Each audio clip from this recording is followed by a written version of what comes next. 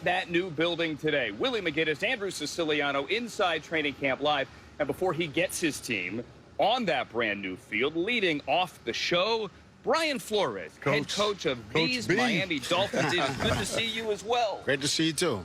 Thanks for having me, guys. How is training camp number 3 treating you so far? Well, before I get to that, I want to say happy birthday to my wife, Jenny. Of course. Happy birthday. Happy birthday, Jenny. Her birthday's during training camp, so we don't get to do the normal birthday festivities, but I just wanted to say happy birthday, hon. Hope you have a great, wonderful day. But as far as, this facility, it's obviously beautiful. We love it. We actually got an early peek at it after OTAs, and the guys were excited to be able to work at a place with basically everything you could ask for, right, from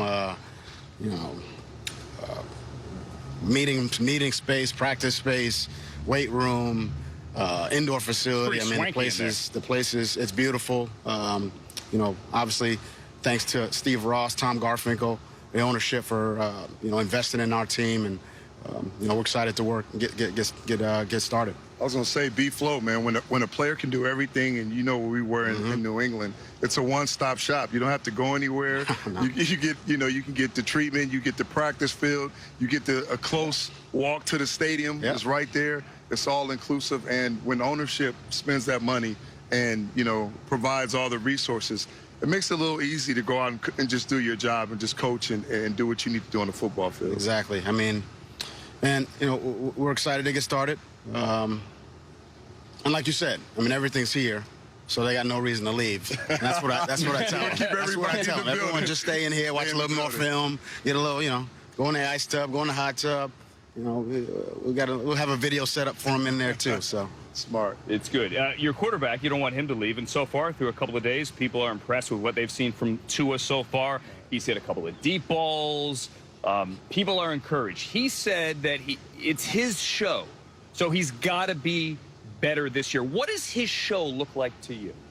Well, I mean, you step in the huddle with 10 other guys as the quarterback. On a given play, it's your show. So that's Tua when he's in there. That's Jacoby when he's in there. That's Reed Sinnett when he's in here. That's any quarterback on any team. The second they step in the huddle, it's their show. Tua's developed a lot, obviously going from year 1 to year 2. He's more comfortable. Look, when you're a rookie, you come into a new environment, new city, new team, new teammates. You're in there with guys who are, older than you, who obviously have a lot of experience in the league. That first year is always a little bit, just challenging. And that's the same case for our rookies this year.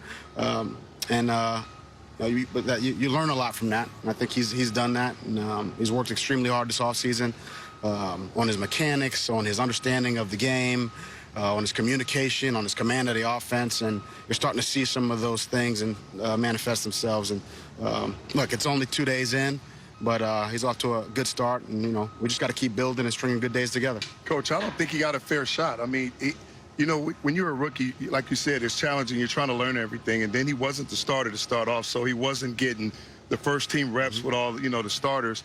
And he comes in and he starts 9 games mid-season. And, for a young guy, I know he played in a big program, but for a young guy that's still learning, that could be overwhelming. And, a lot of times the people outside of what we do, they criticize quickly. And I know what Tua has been since he was in high school. He's, he's a phenomenal player. So what you're saying is have a little patience, let the kid get a full offseason, let him get with the starters full time. And like you said, he's developed, he's learning all mechanics and all the different things. And you guys are constantly adding talent to help him with that process. Yeah, I mean, you said it. This is a process at any position, in any role in this league. It's a process, and every experience is a whether good or bad is something you can learn from. And we try to tell our players, it's an imperfect game. There's never been a perfect game played in football. So,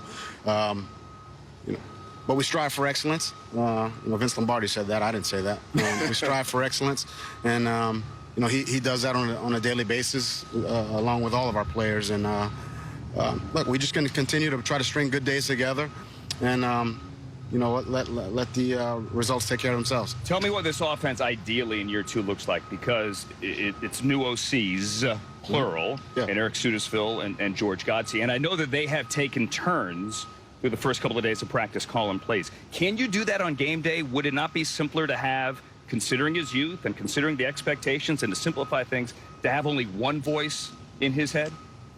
I mean, that's an interesting take. I think in football, there's always a collaborative effort. I mean, it's, yes, there's one vision offensively, but it's a collaborative vision.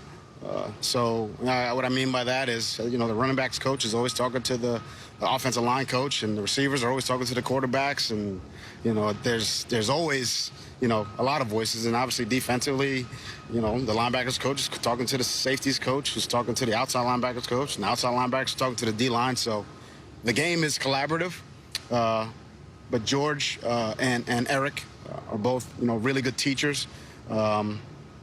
They're team first guys. There's no egos there. And yes, we have a plan for who's going to call the game on game day. You're not going to get that today. I know you're asking. No, I remember in Mobile, when you guys were there at the Senior Bowl, we tried to get it out of you then. And even for the Senior Bowl, an exhibition game, you wouldn't. That twinkle in your eye told me I saw it. You should know that, Andrew. Yeah. You should know you're not getting any of that. But B, you're familiar with that. I remember being in New England. Brian Daboll, Josh McDaniels, kind of had like co-offensive coordinators. Nobody really cares about the title.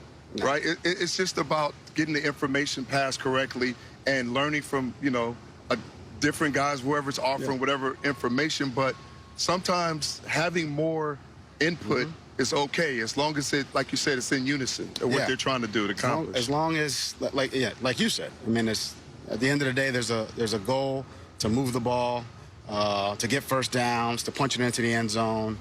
And, my thing is, I don't care whose idea it is. Right. As long as it's, we're all on the same page. We're all moving in the right direction. We all have the same intent on what we want to do and what we want to get accomplished, which is help these guys reach their potential, become the best version of themselves.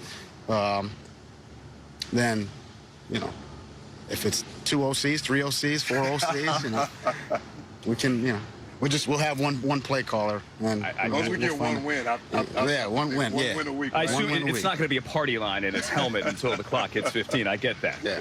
I figured as much. Let's talk about Xavier Howard real quick. We know he has not practiced. Obviously, Xavier went to Instagram and said he would like a new contract. Since we got on the ground here, had a couple of Dolphins fans say to me, well, Minka in 2019, Minka said, hey, get me out of here. I don't want to be here. And you guys did that, and you got a 1 in return, and you've helped build to now a 10-win team and a potential playoff team. Why is this one different, and why did you say yesterday, no, he is going to be here? Oh, man, X is a great player, and he's a team player, and, we love coaching him. I love coaching him. We love coaching him. Obviously, he's a very talented player, makes our team better. So, look, in any relationships, there's always issues at times. But we're working through them, and we'll continue to have dialogue and communication. And I think, hopefully we can work through this. He's, a little bit banged up right now. He's got a little bit of an ankle, so we're going to hold him out today. But look, we love X. We think he's a great player, and we'll just continue the dialogue and communication. That's just part of this right now. And but a lot of respect for him, the way he plays, the way he conducts himself. He's a true professional, and he's been that. He's definitely been that. There's been no issues from that standpoint. Coach, you guys were 10-6 last year. You're 5-11 your first year, 10-6. This team is steady building, steady getting better. On the cusp last year of the playoffs, we were talking about one of those teams that can get in. Unfortunately, it didn't happen. Didn't play well in Buffalo. But now, when you look at all the talent that's come in, you guys have developed, the systems in place. When you look at this young team out here that you're building, what's the upside? And you look at the division, what's the upside for this team? I take things one day at a time. That's always kind of been my approach. I don't look off into the future or really into the past. Really? I'm just, we don't just kind of take it one day at a time. As you know, Right. I mean, but I think that's the formula. Let's have one good meeting, one good walkthrough, one good practice, one play at a time, and try to string good plays, good reps, good days together. So again, if we do that, I think the results will take care of themselves. But I think if you go off and start thinking about, hey, we could be this, that, or the other thing, then you're not really, all your energy is not on right now. And that's kind of the message I get. You are excited about this group. This is I'm a talented excited. group. I'm excited to coach. I'm excited about this team. I'm excited about our coaching staff, our support staff. I think we got a lot of people in the building that are moving or going in the same direction. And we're excited, but at the same time, we got to put the work in. As you know, I mean, this doesn't. Every year's different. Last year was last year. Every year's different. Every team's different. We've got new players. We've got to build team chemistry, and that camaraderie and communication where, you and Brew and Vrabel had, where nobody had to say anything and everyone's on the same page. Right.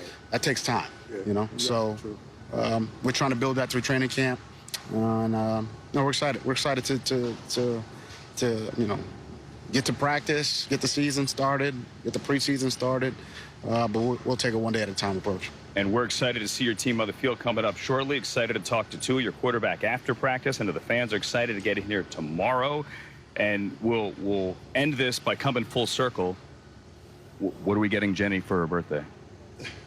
Is she watching? We're getting her a shout out on NFL Network. There you go. Shout out. Happy birthday. I don't know who else Happy is doing birthday. that. I don't know who else is doing that. But yeah, we got a few things lined up. Beautiful. Yeah. Brian Flores, thanks for coming out here today in the heat before practice. Have a good one today. Look forward to seeing what 2021 has for you. Thank you. We had some cloud coverage, but this is the real. This is the real This is deal. great. This is 86 at 10 a.m. I love it. Blueprint had no shade anywhere on the field. Zero. So wow, this place is fantastic. I'll take it. All right. Brian Thanks, Flores and guys. the Dolphins.